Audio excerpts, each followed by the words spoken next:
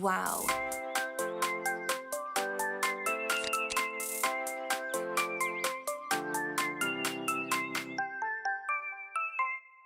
Hello everyone, welcome back to my YouTube channel. I've missed now 3 weeks of making videos on time, my usual Sunday uploads. It's not because I don't want to play AoV anymore or make videos. It's more to do with the fact that I have a lot of things on my plate with NagLory moving forward and expanding its operations. And also thanks to this hero called Ignis. I have quite a story for you today, and it has to do with that glass ceiling that most of us have felt when trying to rank up or, get better at certain heroes. That mid-career crisis where you think that maybe you're just not cut out for AoV and you're simply not good enough. If you find this topic interesting to you, or if you just want to watch me struggle while trying to learn Ignis in this gameplay video that I'm going to be playing in the background, stick around till the end because I'm going to offer you a couple of solutions. Alright, without further ado, let's get into this story. It all started with practicing Ignis. AmiQ is a conqueror who showed me Ignis a while back, and this was in preparation for the Premier League that I am playing in as a part of the Back to Futures BTF team. And I thought I was doing pretty good because my win rate was sitting at 60% with Ignis, and I proceeded to experiment with better equipment builds and abuse its quirks to come up with my own optimized playstyle. I wanted to call this video Ignis Deep Dive, but I ended up realizing that what I wanted to say cannot be proven to be any good during my solo gameplay. This made me feel rather ashamed, thinking that I was so close to spreading faulty concepts into the community. And what made it worse was that during my games that I was trying this theory and my combos out, I started to see how much dependence I had on my teammates and my support to make the plays that I thought I was getting so good at. And there's actually a word for this. It's called the Dunning-Kruger Effect. The Dunning-Kruger Effect, as defined by the web, is a type of cognitive bias in which people believe that they are smarter and more capable than they actually are. Essentially, the lower capability people do not possess the skills needed to recognize their own incompetence. Well, damn, yeah, just a hugely dangerous thought, threatening to kill all self-esteem, but I hate to say it, it's quite real. Fast forward to last week at the NagLory Premier match when my team played DMY. I really saw the craziness there. I really saw that the comparison between myself and the Conquerors is light and day. I honestly think that my team didn't do anything really incorrectly. We just lost lane priority and got completely out-rotated. Yeah, sure. Give me 1 sec. I'm gonna finish my thought over here. I mean to say is that we just didn't have the confidence to bring the fight to the enemy. And how else are you going to get this confidence and experience to play at that higher level if you couldn't have even seen what that higher level is to begin with? Because my team was all, we were just ranked masters. We're not going to be able to meet all these conquerors unless we try to get there ourselves. It is such a lonely thought, because it feels as if all the burden is placed now onto your own shoulders for getting better.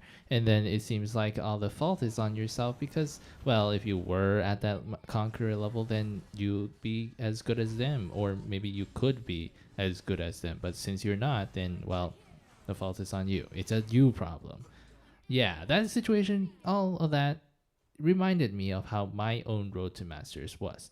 In that time, I was a platinum going towards Masters. Well, first towards Diamonds and then Masters. At that time, there was no veteran, and it really took me playing with 2 Master players who I was luckily friends with to break through that barrier of not knowing what is wrong with my own playing.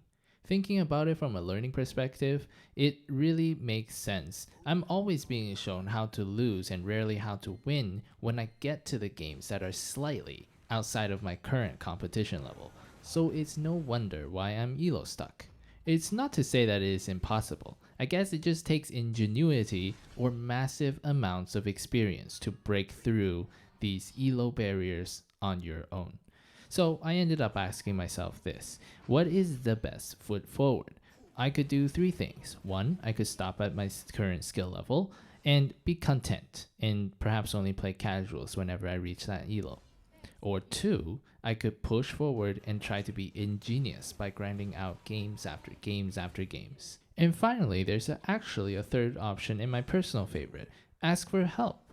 Find conquerors to queue up with and learn from them. Well, that is, if you're a master player, you would find conquerors to queue up, and if you're anything lower, then maybe you would find one elo or two elos above, that kind of thing. I really like point number 3. Ask any professional in some sort of trades that takes mastery, and they'll tell you exactly that. They'll tell you that it's really difficult to become good without a mentor. MOBA is not something that you can just walk into without knowing what you're doing and expect to do well in. When I reached the thought that mentorship was the answer for my troubles, it really lifted my heavy heart, because I knew that there were people in my Discord servers and on my Premier League teams whom I can actually reach out to and see if they're willing to teach me a couple of things or just let me queue up with them, and so I can learn that way. But the truth is, for many people in the game, connecting with a master player or let alone a conqueror is something that is unthinkable. The in-game friend system is simply just not good at helping us reach out to the high-level players. And this, my friends, is what I think contributes to the toxicity in games like AoV. The unavoidable glass ceilings that we meet when we rank up, plus the lack of resources and know-hows for players to improve, becomes a giant pressure cooker of frustration, and the only vent for players becomes hate speech towards other poor souls who are in their exact same shoes. I'd like to take a moment just to qualify my video and say that I am not talking about the trolls that exist in our game who pop up once in a while. Those are completely different species and not the topic for our video. So now comes the part of the video where I tell you what perhaps you can do, or I suggest. I'm not trying to tell you. There are several online resources for you. I think watching the professional games, AIC 2018 and AIC 2019, AWC 2018 and AWC 2019, there are some great competition years with D2 and TJs casting the English broadcasts, and they give a whole lot of history about the game and insight about how certain metas came to be and just how in general people played. And how perhaps, you can still play. Some of these concepts are timeless, I'm saying, and you can learn lots just by watching them.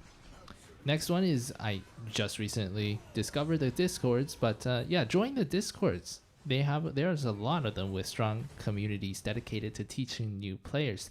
I'm going to list some of them in the description below. Some of them don't really have, communities dedicated to teaching new players perhaps, but if you just talk and engage into the community, don't be shy, okay? And you'll find a lot of people who are willing to help you out. For me, it was a little bit overwhelming to join the Discord communities because there was just so many things going on. But a quick tip to try and help you out, just follow the red dots. If someone is trying to talk to you, they're going to at you, they're going to at your role, they're going to at everyone. Just follow the red dots. You don't have to check through every single one of those channels until you feel more comfortable to do so.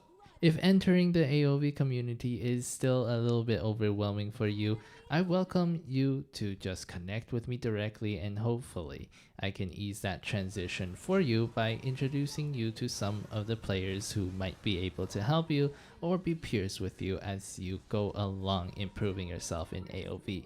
And now for the Grand Slam. My journey has finally let me figure out what I want to do with the NagLory Academy League. This league is dedicated towards helping the next generation of AoV champions to grow. Yeah, it's kind of in stark contrast with the Premier League, where the Premier League is celebrating the best of the best. The Academy League is focused on creating the next best. About a month ago, I created the NagLory Academy that tried to bring players who wanted to play and learn a thing or two about the game together. At first, we played just a lot of games, and I tried to also deliver some AoV knowledge written by both myself and Infamous, another player, through lecture-style slides. The lectures then were a little bit too boring for many, and when we just then played, a lot of games without much structure, we saw a lot of friction between players with different ranks.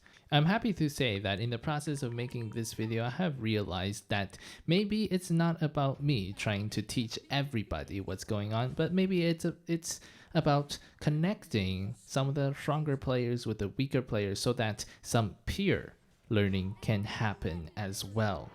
After implementing this at the Academy Day 4, it was really well received. We played several one-on-ones and split the players into many voice channels so that the smurfer / a stronger player can give the weaker players tips during their play, and the weaker player will ask for help. We then took turns watching in spectator mode to learn what our choices looks like on the battlefield from an omniscient perspective. The result was zero friction between the players of different ranks, and the weaker players were feeling grateful for the stronger players for having taught them something. You can find the links to join the Academy League in the descriptions below. I have one more gift that I want to gift you all, and that's a little fun initiative I call imnotnoob.naglory.fans. It is a little website that you can go to if you find yourself really frustrated that someone has shown you toxicity during the game and called you things that they shouldn't have called you.